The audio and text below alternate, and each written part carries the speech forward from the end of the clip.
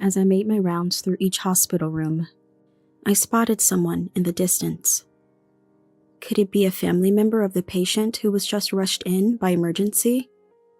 I approached slowly and initiated contact. "Is there something troubling you?" The man, who had been looking down, slowly lifted his gaze to meet mine.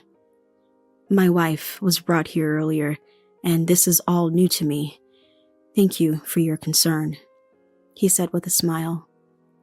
Something about his smile seemed familiar, but before I could recall where I'd seen it, he stood up and turned away from me.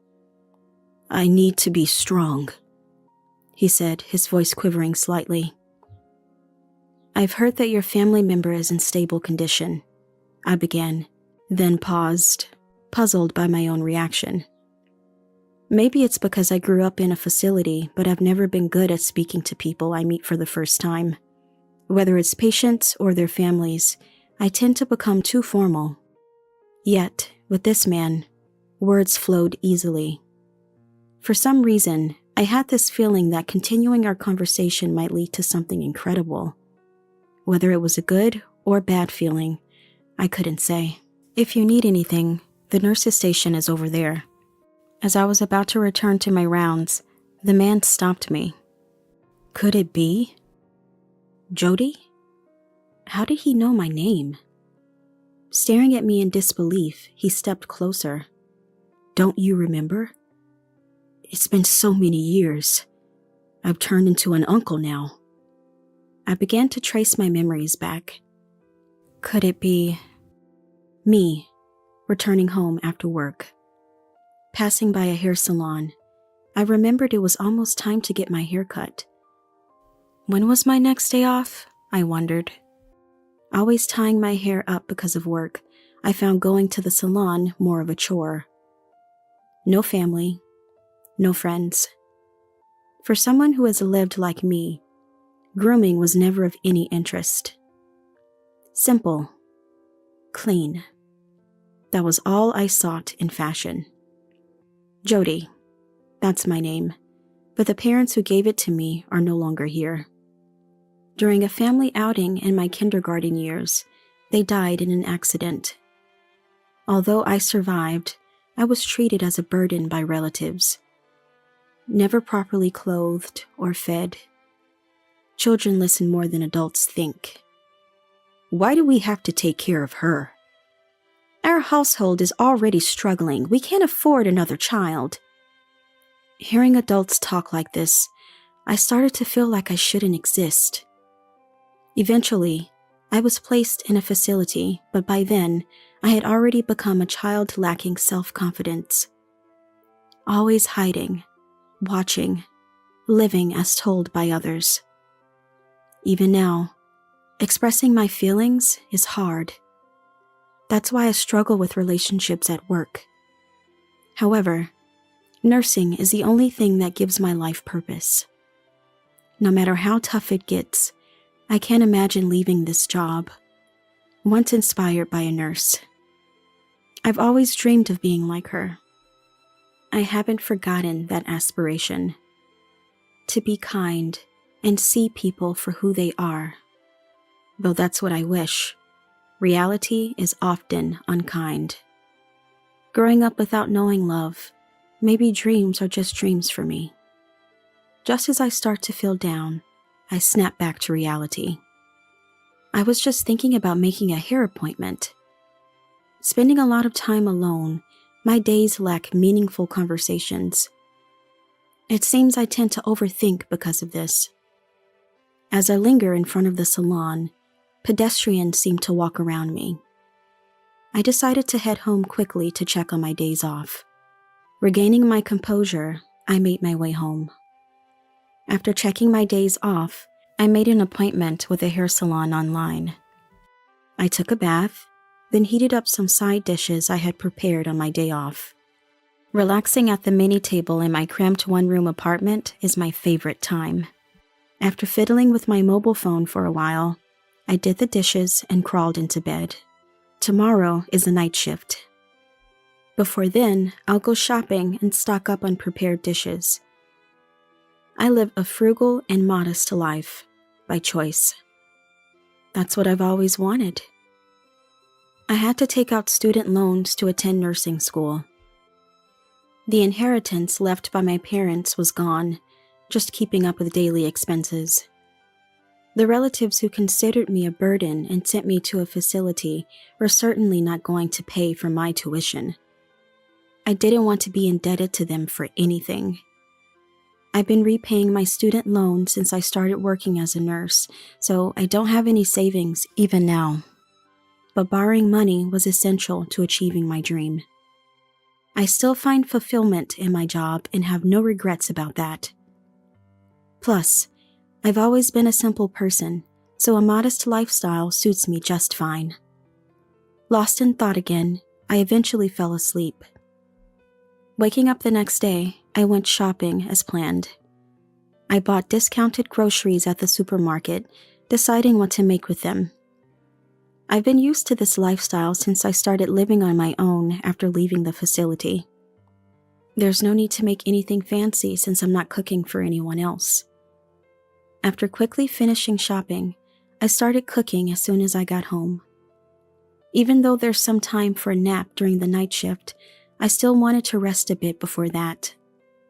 Once everything was made and cleaned up, it was just past 1 p.m. when I checked the clock. My shift starts at 5 p.m., so considering commute time, I had about 2 hours to spare. After eating some of the dishes I made earlier, I lay down in bed. I played relaxation music from a video site and closed my eyes. This moment was my relaxation time. As I dozed off listening to the music, I dreamt someone was talking to me. Apparently a woman. I could tell she was smiling kindly, but her face was blurry. As a child, I reached out and took the woman's hand. It felt like my heart was slowly warming and melting away. I tried to remember who she was from the depths of my memory, but couldn't identify her. Yet, I wanted to stay in that dream forever. Eventually, the woman's presence faded, and I felt like I was floating on clouds, enveloped in a pleasant atmosphere. This feels good. As I thought that, a distant sound reached me. It was my mobile phone's alarm, bringing me back to reality. Groggily checking the screen, I saw it was 3:30 p.m. Right. I realized I had been napping and noticed my eyes were wet. It seemed I had cried in my dream, but now I couldn't even remember what the dream was about. Stretching and shifting my mindset, I started preparing to go to work. Good evening. I arrived at work and greeted my daytime colleagues. They all greeted me back, but it was all business. After handing over the shift, the daytime colleagues left. Today, we're having a party with people from a trading company. I watched them leave, dressed in their fancy outfits, and then one of my fellow night shift workers approached me. It must be nice. I wish I could have gone too, but it's irrelevant to Jody, right? She threw a blatant sarcasm my way. I responded with a laugh, and she sighed. I've become an outlet for the young nurse's stress. Dismissed on unrelated topics, talked behind my back about my belongings or how I dress. During work, they find reasons to dump their tasks on me. Not resisting, I've become even more of a target for some. Even the head nurse scolded me. Don't let the young ones walk all over you. You need to stand up for yourself. But it's easier for me to just go along with what I'm told, given my personality. After finishing checking temperatures and changing IV drips for the patients in each room, I approached a young nurse to take a break. While eating my homemade soup, how stingy can you be? Look, Jody was raised in a facility, right? Maybe that's related. They were talking behind my back again. I'm used to being judged by others as unfortunate because of my circumstances. Let those who want to talk, talk. I'm happy to be in the profession I've always admired. I'm not strong enough to truly believe that, and I feel out of place. I quickly finished my meal and went outside for some fresh air. The outside air was cold. It calmed my emotions. Unable to gauge distances with others, I've always chosen to be alone. Interacting with anyone scared me. It was easier to close off my heart and stay alone than to express my feelings and build relationships. Being accustomed to being talked about behind my back isn't true even now. I didn't choose to grow up in a facility, and I have feelings too. But I've never been able to find my own worth. Even if I stood up to those talking behind my back, who would acknowledge me? It would only serve to alienate me further. So, it's better to pretend I don't hear it. It hurts less to comply with others' demands, ignoring my own will. That's how I've lived since childhood. I wish they'd just leave me alone.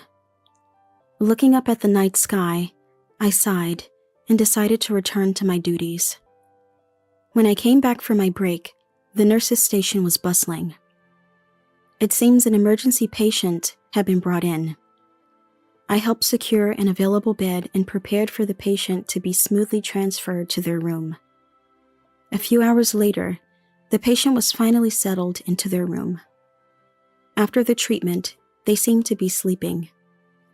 Their condition appeared stable, so we returned to our respective duties, checking on the sleeping patients for any irregularities, replacing IV drips. As I made my rounds through each hospital room, I spotted someone, sitting on a sofa near the water and hot water dispenser. Apparently not a patient, given their casual attire. Probably a family member of the patient who was just brought in. I approached slowly and initiated contact. "Are you a family member of the person who was just brought in?" The man slowly lifted his gaze to meet mine. "Is there something troubling you?" The man looked down again, muttering a soft, no, before looking up at me and responding with a laugh. "My wife was just brought here, and this is all new to me. I was a bit overwhelmed. Thank you for your concern." He smiled. Something about his smile seemed familiar, but before I could remember, he stood up and turned his back to me. "I need to be strong." His voice trembled slightly. "Your family member is currently sleeping, and I've heard their condition is stable. We are always here to support our patients and their families with compassion." I stopped mid-sentence, struck by a curious thought. I've never been good at speaking with people I'm meeting for the first time. Be it patients or their families, I always end up being too formal. Yet, with this man, words just flowed out of me. When I suddenly got stuck, the man turned back to me and looked into my eyes. I don't know what to say, but please, leave your family members' care to us, and please, don't overdo it. I had this feeling that continuing our conversation might lead to something unbelievable. Whether it was a good or bad feeling, I couldn't tell. I just knew I didn't want to change my current situation. The fear of it made me want to leave this place quickly. If you need anything, the nurse's station is over there." As I was about to return to my rounds, the man stopped me. Could it be Jody? Had he seen my name tag? My name was unexpectedly called out. I turned back towards the man. Could it be Jody? How did he know my name? Seeing me stand there dumbfounded, the man approached. Then he glanced between the pen in my pocket and my face. "Jody, right? This pen. Lenore gave it to you as a present. I remember because I was there when she bought it." His expression brightened instantly. "Huh? Lenore?" The name struck a chord with me. "Don't you remember? How many years has it been? I've become an uncle now." My memory traced back. Lenore. Among the relatives who took care of me, she was the only one who treated me kindly. She was the reason I chose nursing. Could it be? Lenore had a boyfriend at the time, and they often took me out with them. It's Ethan. We used to hang out together, remember? Memories of those times started flooding back. Before I was placed in a facility. In the 3rd grade, I stayed at Lenore's house. Her parents were cold to me, but Lenore was always kind. Her boyfriend, Ethan, would come over to help with my homework. They even took me to an amusement park on a day off. Lenore was training to be a nurse. Ethan was aiming to be a teacher, and I aspired to be like them. Then, there was a day I fell ill with a high fever. Aunt and uncle looked grim. They strictly told me not to pass it to Lenore. In my dazed state, I vaguely remembered. Right, there was an important test coming up. Lenore was preparing for her nursing license exam. It made sense why Aunt and Uncle wanted to keep me away. But as a child suffering through an unfamiliar high fever, I couldn't help feeling resentful about my life. How long had it been? Lying sick, I had no sense of time. Then, I heard the noisy sound of someone running up the stairs. Aunt was shouting something from below, but my ears were too muffled to make it out. Then, Lenore burst into my room, panting. Jody, are you okay? She peered at my face with a look close to tears. Yeah. My head was too fuzzy to articulate properly. I remember being told by Uncle and Aunt not to get close to Lenore. Trying to move a bit away from her, my joints ached. Seeing me struggle in the blanket, she said, It must be hard. And contrary to my feelings, her hand soothingly stroked my head. It felt incredibly comforting. From outside the door, Aunt called out to Lenore. Lenore, come out this instant. You know it would be terrible if you caught it with your exam coming up. Lenore sighed, smiled at me, and yelled back as she opened the door. Mom, I'm trying to become a nurse. Aunt was taken aback by Lenore's unusually loud voice. I know that, Aunt faltered. How can I ignore a child suffering right in front of me? What kind of nurse would that make me? Her forcefulness left Aunt speechless. I'll take care of my own health. Let me take care of Jody right now. Perhaps realizing she had been too harsh, Lenore spoke to Aunt in her usual gentle tone. All right, but don't overdo it. With that, Aunt went downstairs. Sorry for raising my voice when you're feeling unwell. Lenore was back to her usual self. Lenore, I'm sorry. I felt guilty for causing an argument with Aunt on my account. And the thought of possibly infecting her with my cold only made my headache worse. It's okay. Look, I brought pudding for you, she said, taking out 2 puddings from a plastic bag and smiled. Let's eat them together. Supported by Lenore, I sat up. The cold pudding was a balm to my feverish body, and I remember it being delicious. Lenore, who took care of me at her own expense, passed her national exam and became the nurse she always wanted to be. After Lenore left home, I was moved to another household, so I lost touch. But the kindness and warmth she showed me stayed with me. That's when I started aspiring to be a nurse. To be a nurse who could sacrifice her own comfort to be close to her patients. With that in my heart, I've come this far. Jody? Lost in the revived memories, Ethan's voice brought me back. Sorry. I never thought I'd meet you here. Looking closer, there were indeed traces of the Ethan I remembered. It's been 30 years, huh? Ethan's eyes were moist. When Lenore wakes up, could you let her see your face? I nodded quietly, and Ethan, reassured, went home to fetch some things for the hospital stay. While on my rounds, I visited Lenore's room. She seemed to be sleeping, but it was definitely her, Lenore, my role model. I never imagined we would meet again like this. I wonder how I appeared to her now that she's awake. A mix of hope and anxiety swirled within me. After finishing my night shift, I went home and took a short nap. I had a hair appointment scheduled for the afternoon. I've been keeping the same hairstyle for years, just trimming my grown-out hair, but this time I decided to change it. Worried that Ethan recognized me, but Lenore might not, I opted for the same hairstyle I had in elementary school. I decided to cut my long hair into a bob. It's been years since I've had my hair this short. My shoulders felt lighter, and somehow, my mood brightened too. The next day at work, I immediately heard the young nurses whispering about my haircut. Some even asked me directly why I cut it, but I just gave a vague response and focused on my duties. Soon, it was time to change Lenore's IV drip. Entering her room, Ethan noticed me and gave me a look. Nervously, I approached her.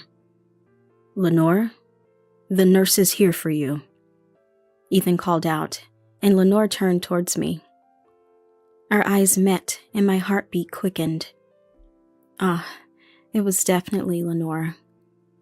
I had seen her sleeping face, but now, making direct eye contact stirred something in me. I looked away and started changing the IV drip. "I'm going to change your IV drip now," I said, reaching for the nearly empty bag. Then, "Jody?" She called out in the same gentle voice as back then. Tears welled up in my eyes. "It is Jody." Both Lenore and Ethan smiled warmly. How? How did you know it was me? It had been 30 years since we last met, and I had aged into a middle-aged woman. I heard from Ethan about meeting someone from the past, plus there were hints of the old you. I wondered what would have happened if I hadn't changed my hair to how it was back then. Sensing my thoughts, Lenore continued. "It's not just the hairstyle." She glanced at my chest. I remember that pin well. The pin in my pocket, remembered by Ethan too, seemed to shine. The pin was a cute character-themed one, not really suiting my plain self. It had been the subject of ridicule by my colleagues time and again. "You're so plain. Why is that pin the only cute thing about you? It doesn't suit you." Despite the ridicule from colleagues, I never parted with it. It was a precious gift from Lenore, a reminder of my dream to become a compassionate nurse like her. The ink no longer flowed. Yet, I kept it in my pocket as a sort of lucky charm. "Thank you for treasuring it." And Lenore, supported by Ethan, sat up. "To think you've become such a splendid nurse." Tears welled up in Lenore's eyes, too. "I'm still far from it. I became a nurse admiring you, but I'm nowhere near good enough." Lenore gently took my hand. "That's not true. Do you remember the promise we made?" I nodded. When Lenore left home, we promised each other I would become a compassionate nurse like her, and she would remain my nursing idol. We vowed to meet again as nurses. Thank you for fulfilling our dream of becoming a nurse. I've worked hard too. Lenore shared her journey since then.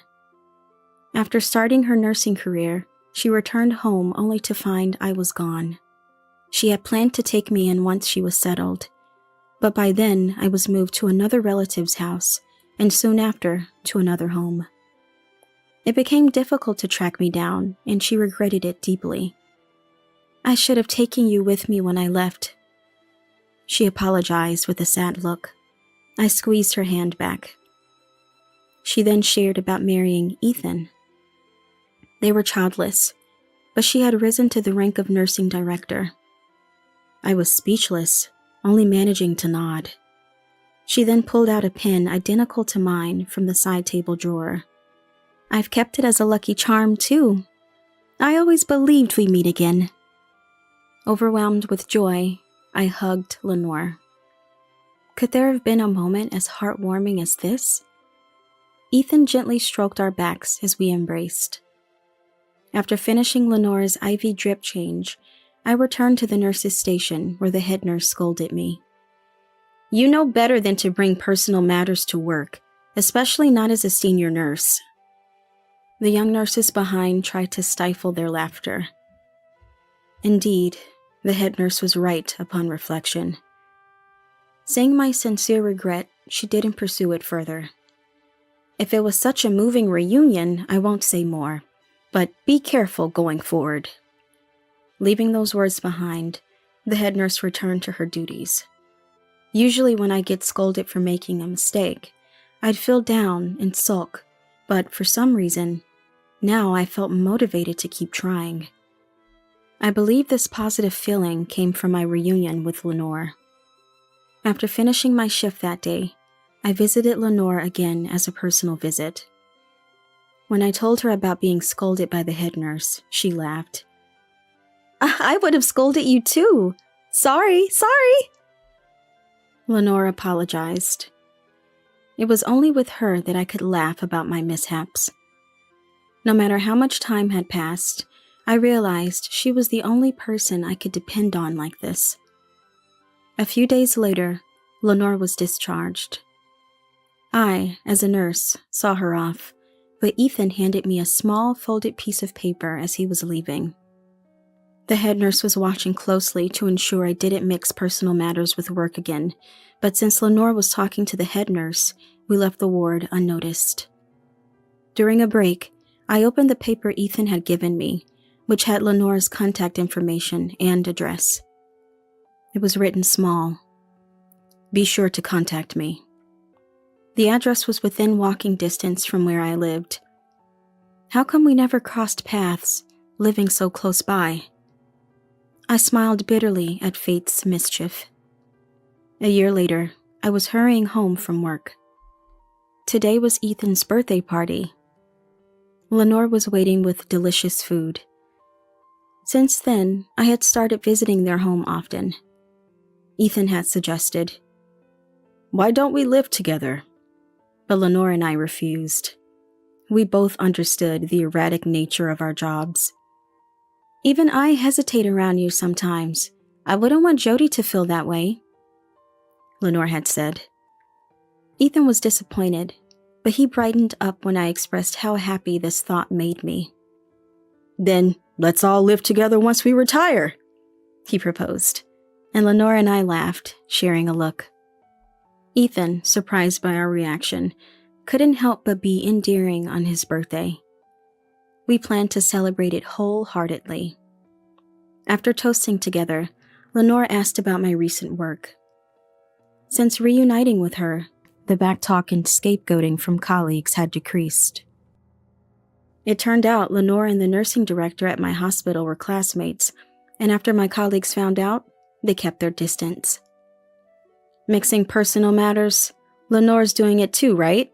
I joked. Do you not realize it yourself? She countered with a question. Puzzled, she then explained with a gentle smile. Since reuniting with her, my expressions have become richer.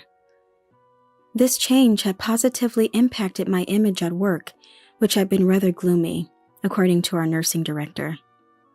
I felt embarrassed.